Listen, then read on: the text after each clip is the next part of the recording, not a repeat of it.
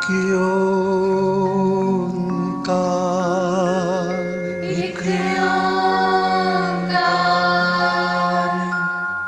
सतनाम सतनाम करता पुरख, करता पुरख, निर्भव निर्भव निर्वैर निर्वैर, अकाल मूरत, अकाल मूरत, अजूनी सैभं, अजूनी सैभं, गुर प्रसाद जप, गुर प्रसाद जप, आद सच आद सच, जुगाद सच, जुगाद सच, है भी सच, है भी सच, नानक होसी भी सच, नानक होसी भी सच, नानक होसी भी सच, नानक होसी भी सच।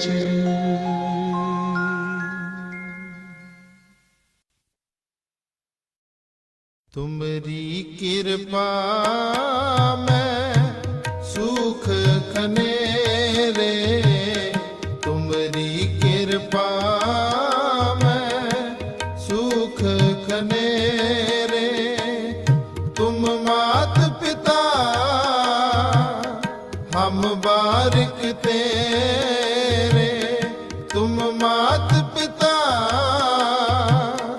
हम बारिक तेरे, तुमरी कृपा में सुख खनेरे, तुमरी कृपा में सुख खनेरे।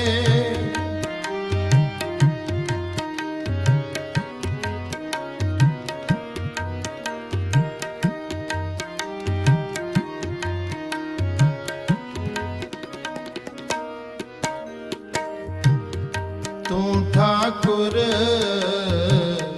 तुम पे अरदास, जियो पिंड सब तेरी रास, जियो पिंड सब तेरी रास, तुमरी कृपा में सुख खनेरे, तुमरी कृपा में सुख खनेरे, तुम मात पिता हम बारिक तेरे, तुम मात पिता हम बारिक तेरे, तुमरी कृपा में सुख खनेरे, तुमरी कृपा में सुख खनेरे।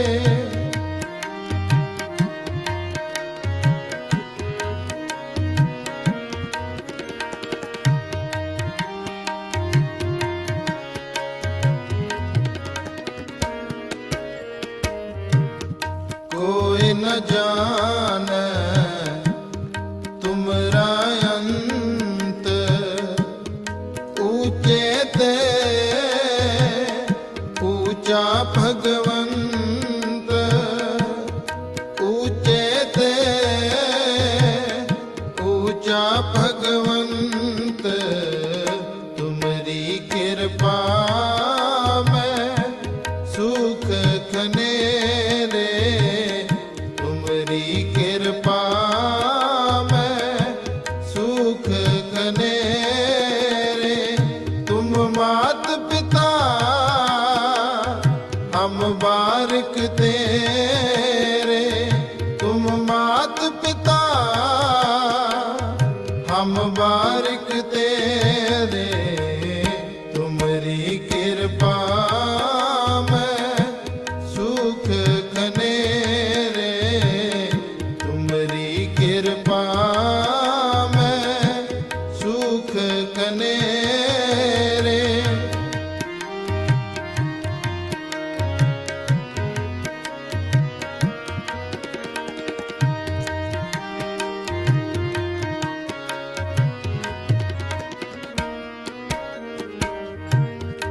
सगल समग्री तुमरे सूत्रधारी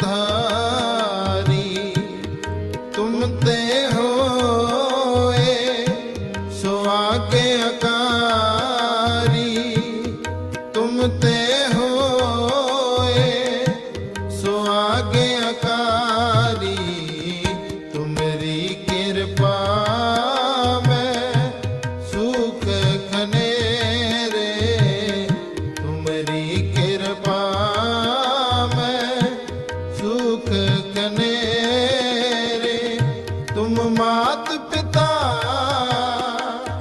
हम बारिक तेरे तुम मात पिता हम बारिक तेरे तुमरी कृपा में सुख खनेरे तुमरी कृपा में सुख खनेरे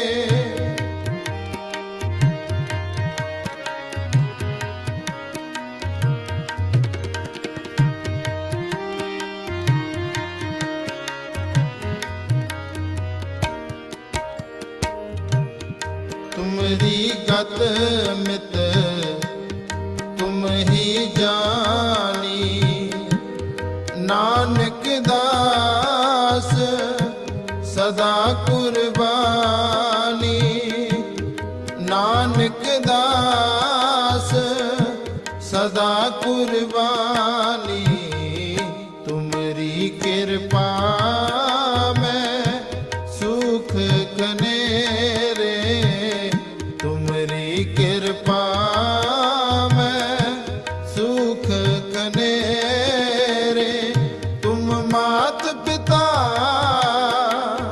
हम बारिक तेरे तुम मात पिता हम बारिक तेरे तुमरी कृपा में सुख खनेरे तुमरी कृपा में सुख खनेरे तुम मात पिता हम बारिक तेरे तुम मात पिता हम बारिक तेरे तुमरी कृपा में सुख खनेरे तुमरी कृपा में सुख खनेरे तुमरी कृपा में सुख खनेरे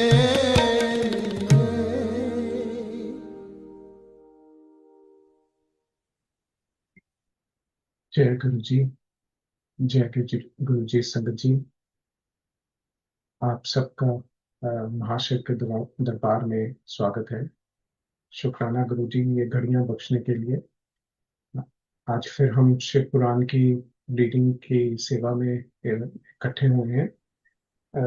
अब तक जो हमने पढ़ा है वो हमने रुद्र संहिता का तीसरा खंड पिछली बार खत्म कर लिया था। रुद्र संहिता हमने अभी तृतीय खंड पढ़ा था जो कि जिसको पार्वती खंड भी कहते हैं। तो पिछले सोमवार को हमने चैप्टर 54 और 55 पढ़ा था।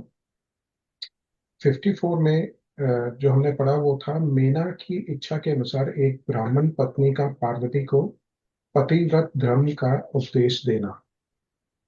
और उसके बाद जो चैप्टर 55 में हमने पढ़ा शिव पार्वती तथा उनकी बारात की विदाई, भगवान शिव का समस्त देवताओं को विदा करके कैलाश पर रहना और पार्वती खंड के श्रवण की महिमा। यहाँ तक का हमने मंडे को पढ़ा था। आज हम नेक्स्ट खंड शुरू कर रहे हैं। आज की सेवा ज्योतिका आंटी की है। Jyotika aunty welcome.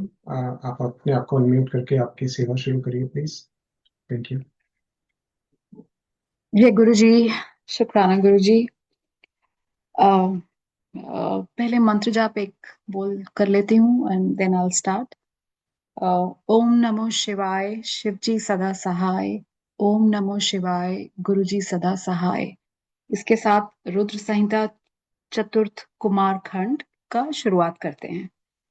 देवताओं द्वारा स्कंद का शिव पार्वती के पास लाया जाना, उनका लाड प्यार, देवों के मांगने पर शिवजी का उन्हें तारक वध के लिए स्वामी कार्तिक को देना, कुमार की अध्यक्षता में देव सेना का प्रस्थान, महिसागर संगम पर तारकासुर का आना और दोनों सेनाओं में मुठभेड़, वीरभद्र का तारक के साथ घोर संग्राम, पुणे श्रीहरि और तारक में भयानक युद्ध, ये इस चैप्टर में स्टार्ट करेंगे हम। वंदे वंदन तुष्ट मानस मति प्रेम प्रियम प्रेमदम पूर्ण पूर्ण करम प्रपूर्ण निखिलेश्वरय कवासम शिवम सत्यम सत्यमयम त्रिसत्य विभव सत्य प्रियम सत्यदम विष्णु ब्रह्मनुतम स्वकीय कृपयोपातकृति शंकरम। वंदना करने से जिनका मन प्रसन्न हो जाता है, जिन्हें प्रेम अत्यंत प्यारा है, जो प्रेम प्रेम प्रदान करने वाले, पूर्ण आनंद में भक्तों की अभिलाषा पूर्ण करने वाले, संपूर्ण ऐश्वर्यों के एकमात्र आवास स्थान और कल्याण स्वरूप हैं, सत्य जिनका श्री विग्रह है, जो सत्य में है, जिनका ऐश्वर्य त्रिकाल बाधित है, जो सत्य प्रिय एवं सत्य प्रदाता हैं, ब्रह्मा और विष्णु जिनकी स्तुति करते हैं, स्वेच्छा अनुसार शरीर धारण करने वाले उन भगवान शंकर की मैं वंदना करता हूँ। श्री नारद जी ने पूछा, देवताओं का मंगल करने वाले देव परमात्मा शिव को सर्व समर्थ है, आत्माराम होकर भी उन्होंने जिस पुत्र की उत्पत्ति के लिए पार्वती के साथ विवाह किया था, उनके वह पुत्र किस प्रकार उत्पन्न हुआ तथा तारकासुर का वध कैसे हुआ, ब्रह्मांड मुझ पर कृपा करके यह सारा वृतांत पूर्ण रूप से वर्णन कीजिए। इसके उत्तर में ब्रह्मा जी ने कथा प्रसंग सुनाकर कुमार के गंगा से उत्पन्न होने तथा कृतिका आदि 6 स्त्रियों द्वारा उनके पाले जाने, उन 6 की संतुष्टि के लिए उन 6 मुख धारण करने और कृतिकाओं के द्वारा पाले जाने के कारण उनका कार्तिकेय नाम होने की बात कही। तदंतर उनके शंकर गिरिजा की सेवा में लाए जाने की कथा सुनाई। फिर ब्रह्मा जी ने कहा, भगवान शंकर ने कुमार को गोद में बैठाकर अत्यंत स्नेह किया। देवताओं ने उन्हें नाना प्रकार के पदार्थ, विद्याएं, शक्ति और अस्त्र शास्त्र आदि प्रदान किए। पार्वती के हृदय में प्रेम समाता नहीं था। उन्होंने हर्षपूर्वक मुस्कुराकर कुमार को परम उत्तम ऐश्वर्य प्रदान किया, साथ ही चिरंजीवी भी बना दिया। लक्ष्मी ने दिव्य संपत्ति तथा एक विशाल एवं मनोहर हार अर्पित किया। सावित्री ने प्रसन्न होकर सारी सिद्ध विद्याएं प्रदान की। मुनि श्रेष्ठ, इस प्रकार वहां महोत्सव मनाया गया। सभी के मन प्रसन्न थे। विशेषतः शिव और पार्वती के आनंद का पार नहीं था। इसी बीच देवताओं ने भगवान शंकर से कहा, प्रभु, यह तारकासुर कुमार के हाथों ही मारा जाने वाला है, इसलिए कि यह पार्वती परिणय तथा कुमारोत्पत्ति आदि उत्तम चरित घटित हुआ है। अतः हम लोगों के सुखार्थ उसका काम तमाम करने हेतु कुमार को आज्ञा दीजिए। हम लोग आज ही अस्त्र शस्त्र सुसज्जित होकर तारक को मारने के लिए रण यात्रा करेंगे। ब्रह्मा जी कहते हैं, मुने, यह सुनकर भगवान शंकर का हृदय दयाद्र हो गया। उन्होंने उनकी प्रार्थना स्वीकार करके उसी समय तारक का वध करने के लिए अपने पुत्र कुमार को देवताओं को सौंप दिया। फिर तो शिवजी की आज्ञा मिल जाने पर ब्रह्मा, विष्णु आदि सभी देवता एकत्र होकर गुह को आगे करके तुरंत ही उस पर्वत से चल दिए। उस समय श्री हरि आदि देवताओं के मन में पूर्ण विश्वास था। ये भगवान शंकर के तेज से भावित हो कुमार के सेनापतित्व में तारक का संहार करने के लिए आए। उधर महाबली तारक ने जब देवताओं को इस युद्धोद्योग को सुना, तब वह भी एक विशाल सेना के साथ देवों से युद्ध करने के लिए तत्काल ही चल पड़ा। उसकी उस विशाल वाहिनी को आती देख देवताओं का परम विस्मय हुआ। फिर तो वे बलपूर्वक बारंबार सिंहनाद करने लगे। उसी समय तुरंत ही भगवान शंकर की प्रेरणा से विष्णु आदि संपूर्ण देवताओं की प्रति आकाशवाणी हुई। आकाशवाणी ने कहा, देवगण, तुम लोग जो कुमार अधिनायकत्व में युद्ध करने के लिए उद्यत हुए हो, इससे तुम संग्राम में दैत्यों को जीतकर विजयी होगे। ब्रह्मा जी कहते हैं, मुने, इस आकाशवाणी को सुनकर सभी देवताओं का उत्साह बढ़ गया। उनका भय जाता रहा और वो वीरोचित गर्जना करने लगे। उनकी युद्ध कामना बलवती हो उठी और वे सब के सब कुमार को अग्रणी अग्रणी बनाकर बड़ी उतावली के साथ महिसागर संगम को गए। उधर बहु संख्यक असुरों से घिरा हुआ वह तारक भी बहुत बड़ी सेना के साथ शीघ्र ही वहां आ धमका, जहां वे सभी देवता खड़े थे। उस असुर के आगमन काल में प्रलयकालीन मेघों के समान गर्जना करने वाली रणभेरियां तथा अन्य अन्यान्य कर्कश शब्द करने वाले रणवाद्य बज रहे थे। उसी समय तारकसुर के साथ आने वाले दैत्य ताल ठोकते हुए गर्जना कर रहे थे। उन्हें पद, पदाघात से पृथ्वी कांप उठती थी। उनके पदाघात से पृथ्वी कांप उठती थी। उस अत्यंत भयंकर कोलाहल को सुनकर भी सभी देवता निर्भय ही बने रहे। वह एक साथ मिलकर तारकसुर से लोहा लेने के लिए डटकर खड़े हो गए। उस समय देवराज इंद्र कुमार को गजराज पर बैठाकर सबसे आगे खड़े हुए। वे लोकपालों से घिरे हुए थे और उनके साथ देवताओं की महती सेना थी। तत्पश्चात कुमार ने उस गजराज को तो महेंद्र को ही दे दिया और वह स्वयं एक ऐसे विमान पर आरूढ़ हुए जो परमाश्चर्यजनक तथा नाना प्रकार के रत्नों से सुशोभित था। इस समय उस विमान पर सवार होने से सर्वगुण संपन्न महायशस्वी शंकर पुत्र कुमार उत्कृष्ट शोभा से संयुक्त होकर सुशोभित हो रहे थे। उन पर परम प्रकाशमान चंवर डुलाए जा रहे थे। इसी बीच बलाभामिनी एवं महावीर देवता और दैत्य क्रोध से विहाल होकर परस्पर युद्ध करने लगे। उस समय देवताओं और दैत्यों में बड़ा घमासान युद्ध हुआ। क्षण भर में ही सारी रणभूमि रुणमुंड से व्याप्त हो गई। तब महाबली तारकासुर बहुत बड़ी सेना के साथ देवताओं से युद्ध करने के लिए वेगपूर्वक आगे बढ़ा। उस रण दुर्मर्द तारक को युद्ध की कामना से आगे बढ़ते देखकर इंद्र आदि देवता तुरंत ही उसके सामने आए। फिर तो दोनों सेनाओं में महान कोलाहल होने लगा। तत्पश्चात देवों और असुरों का विनाश करने वाला ऐसा द्वंद्व युद्ध पर प्रारंभ हुआ, जिसे देखकर वीर लोग हर्षो उत्फल हो गए और कायरों के मन में भय समा गया। इसी समय वीरभद्र कुपित होकर महाबली प्रमण गणों के साथ वीराभामिनी तारक के समीप आ पहुंचे। वे बलवान गणनायक भगवान शिव के कोप से उत्पन्न हुए थे। अतः समस्त देवताओं को पीछे करके युद्ध की अभिलाषा से तारक के सम्मुख डट गए। उस समय प्रमद गणों तथा सारे असुरों के मन में परमो उल्लास था। अतः वे सब महासमर में परस्पर गुथ-मुथ होकर जूझने लगे। तदंतर वीरभद्र से तारक का भयानक युद्ध हुआ। इसी बीच असुरों की सेना रण से विमुख हो भाग चली। इस प्रकार अपनी सेना के तितर-बितर हुई देख उसका नायक तारकसुर क्रोध से भर गया और 10,000 भुजाएं धारण करके सिंह पर सवार हो देवगणों को मार डालने के लिए वेगपूर्वक उनकी ओर झपटा। वह युद्ध के मुहाने पर देवों तथा प्रमथ गणों को मार मार कर गिराने लगा। तब प्रमथ गणों के नेता महाबली वीरभद्र उसके उस कर्म को देखकर उसका वध करने के लिए अत्यंत कुपित हो उठे। फिर तो उन्होंने भगवान शिव के चरण कमल का ध्यान करके एक ऐसा श्रेष्ठ त्रिशूल हाथ में लिया जिसके तेज से सारी दिशाएं और आकाश प्रकाशित हो उठे। इसी अवसर पर महान कौतुक प्रदर्शन करने वाले स्वामी कार्तिकेय ने तुरंत ही वीर बहादुर द्वारा कहलाकर उस युद्ध को रोक दिया। तब स्वामी की आज्ञा से वीरभद्र उस युद्ध से हट गए। यह देखकर असुर सेनापति महावीर तारक कुपित हो उठा। वह युद्ध कुशल तथा नाना प्रकार के अस्त्रों का जानकार था, अतः देवताओं को ललकार ललकार कर उन पर बाणों की वृष्टि करने लगा।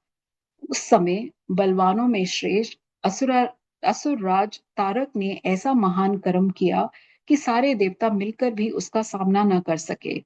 उन भयभीत देवताओं को यूं पिटते हुए देखकर भगवान अच्युत को क्रोध हो आया और वह शीघ्र युद्ध करने के लिए तैयार हो गए। उन भगवान श्री हरि ने अपने आयुध सुदर्शन चक्र और शार्ट धनुष को लेकर युद्ध स्थल में महादैत्य तारक पर आक्रमण किया। मुने, तदंतर सबके देखते देखते श्री हरि और तारकसुर में अत्यंत भयंकर एवं रोमांचकारी महायुद्ध छिड़ गया। इसी बीच अच्युत ने कुपित होकर महान सिंहनाद किया और धधकती हुई ज्वालाओं के से प्रकाश वाले अपने चक्र को उठाया। फिर तो श्री हरि ने उस चक्र से दैत्यराज तारक पर प्रहार किया। उसकी चोट से अत्यंत व्यथित होकर वह असुर पृथ्वी पर गिर पड़ा, परंतु वह असुर नायक तारक अत्यंत बलवान था, अतः तुरंत ही उठकर उस दैत्यराज ने अपनी शक्ति से चक्र के टुकड़े टुकड़े कर दिए। मुने, भगवान विष्णु और तारकसुर दोनों बलवान थे और दोनों में अगाध बल था, अतः युद्ध स्थल में वह परस्पर जूझने लगे।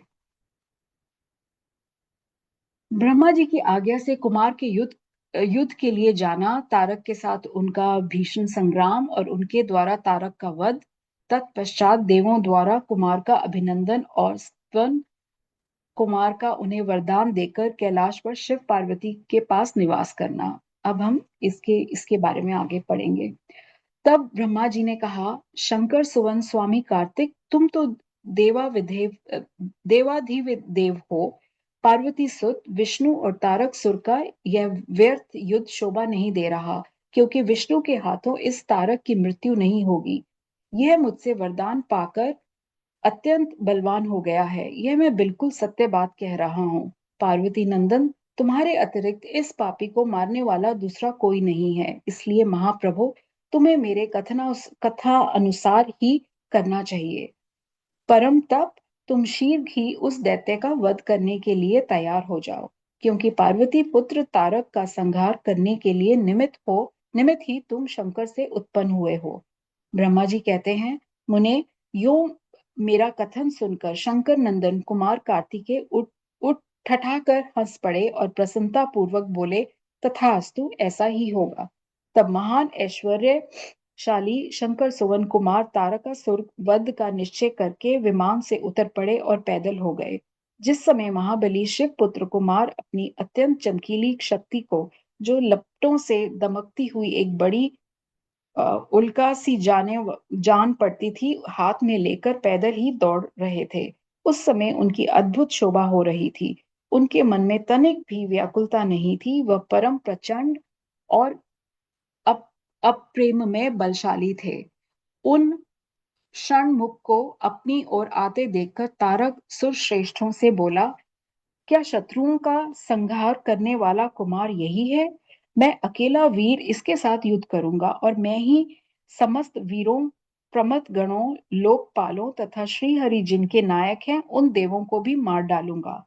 तदंतर देवताओं को दुर्वचन कहकर वह असुर तारक भीषण युद्ध करने लगा। उस समय बड़ा विकट संग्राम हुआ।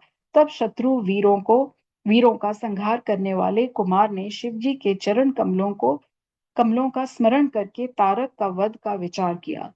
फिर तो महातेजस्वी एवं महाबली कुमार रोषावेश में आकर गर्जना करने लगे और बहुत बड़ी सेना के साथ युद्ध के लिए डटकर खड़े हो गए।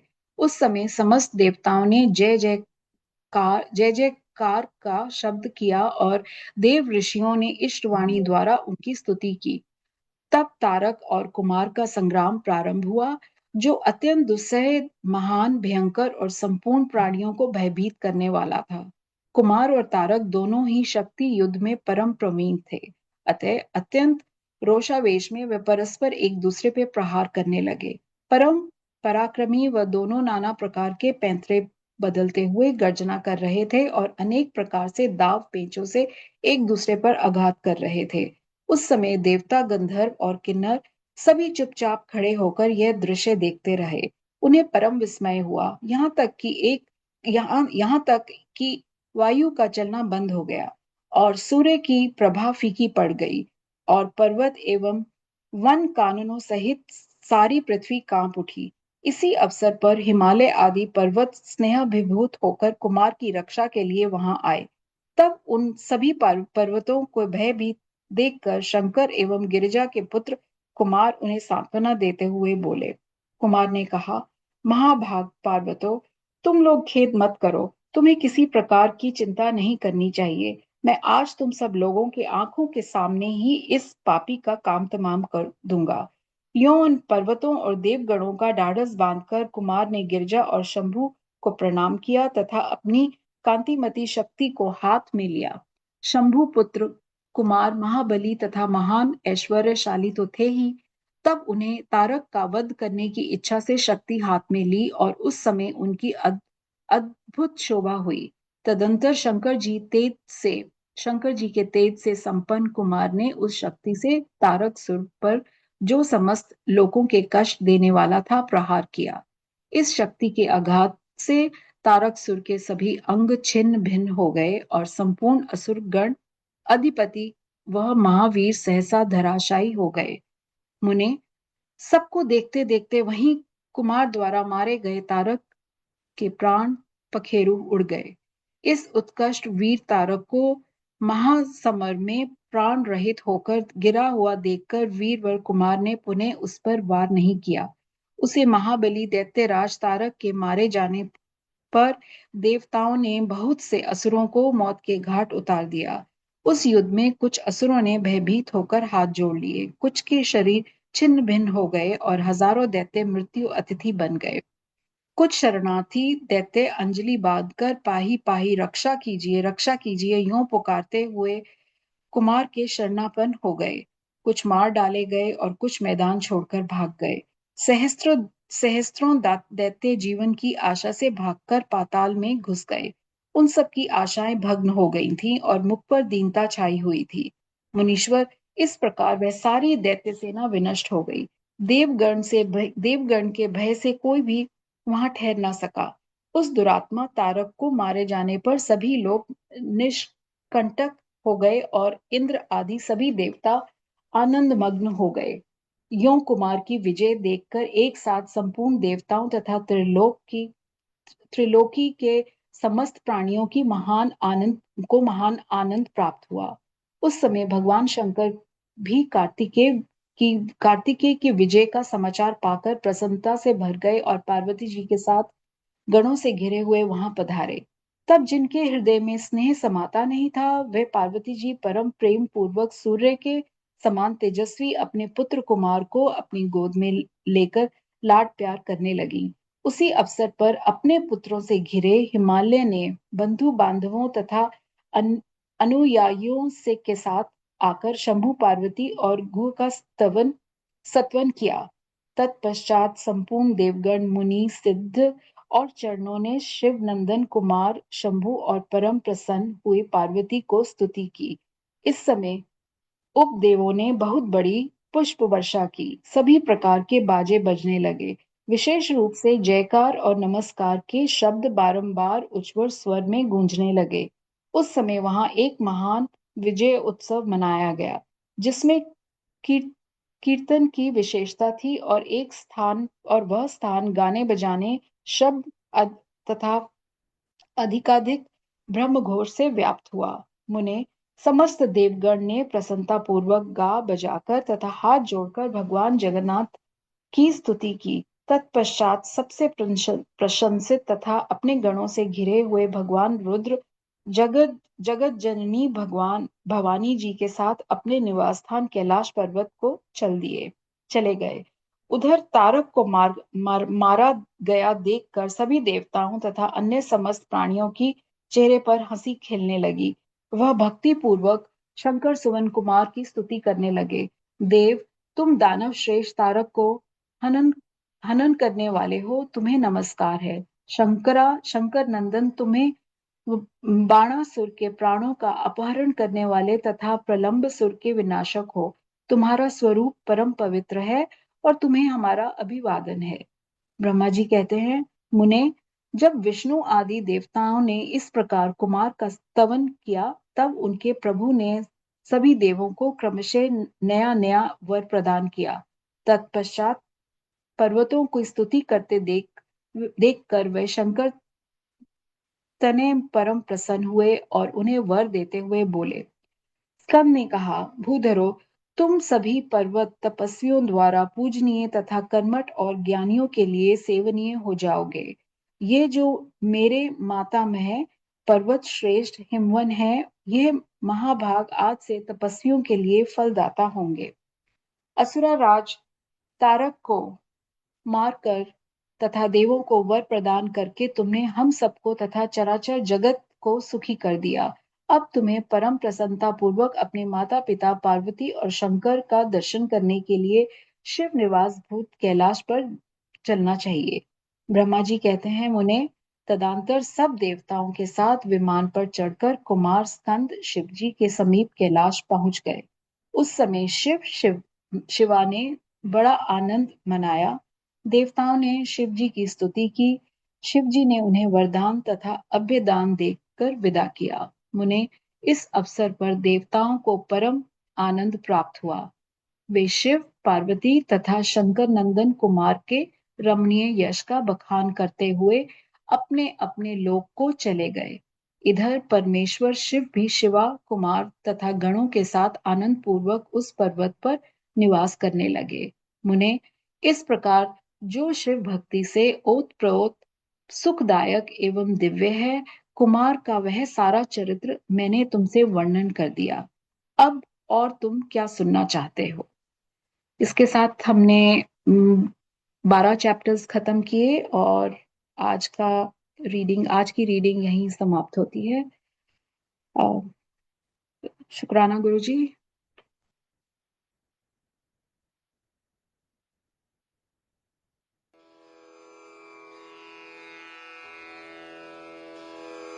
जय गुरु जी की। अब हम मंत्र जाप करेंगे। ओम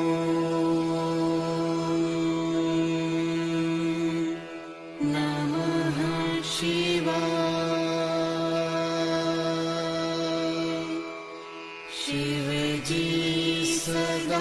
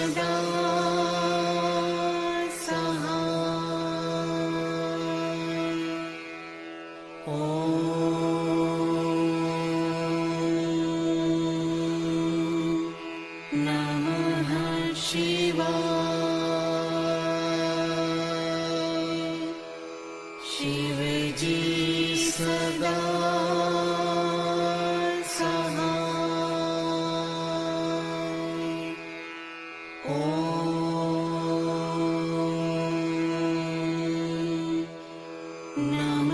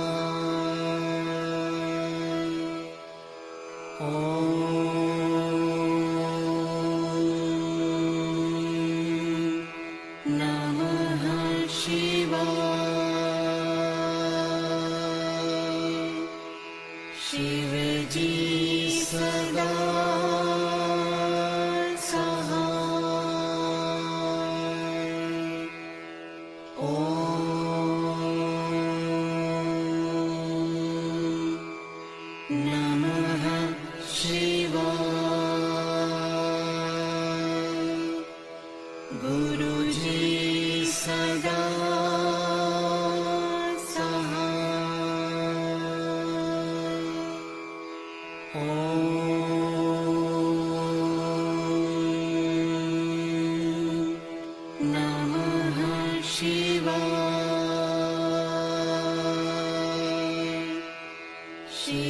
जी सदा सहाय। ओम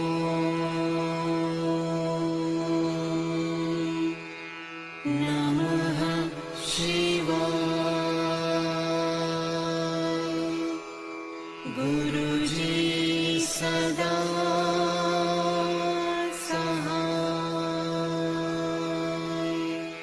ओम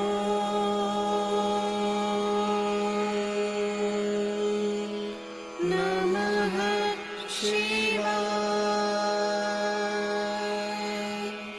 शिव जी सदा सहाय। ओम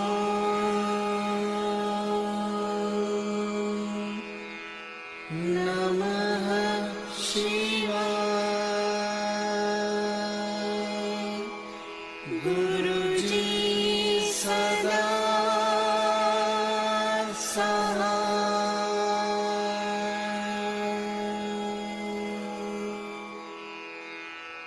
जय गुरु जी की।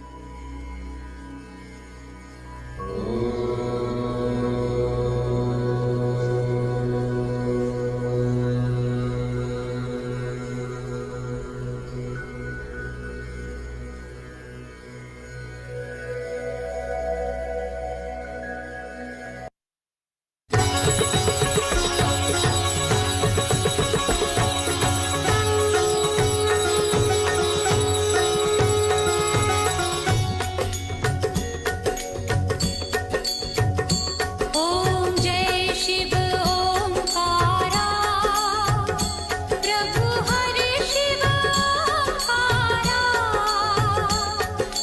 ब्रह्मा विष्णु सदा शिव ब्रह्मा विष्णु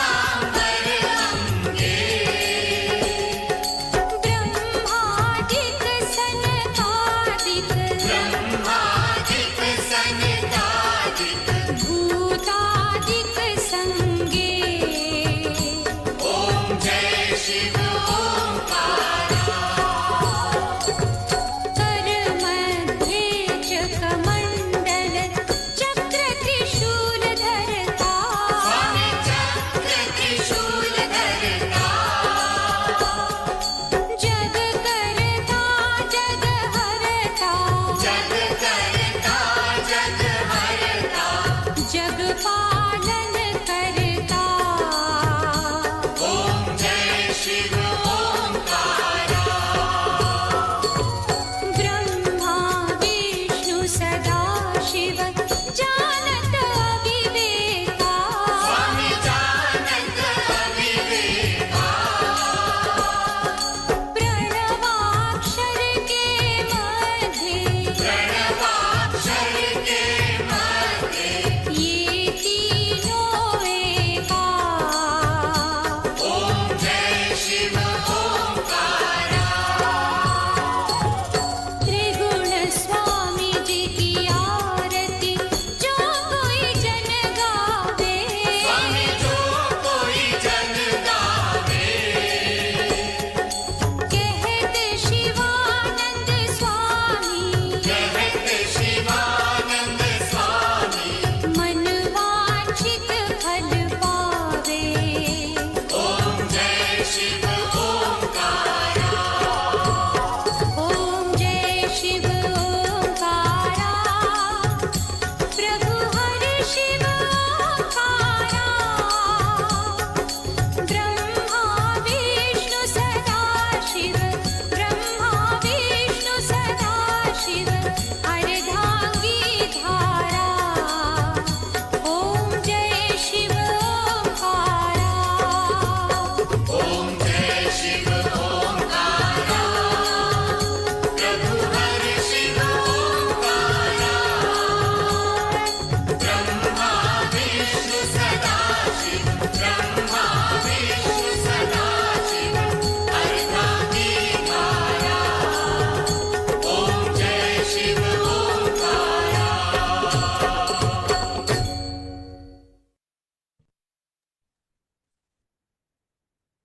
जय गुरु जी। संगत जी आरती ले लीजिए।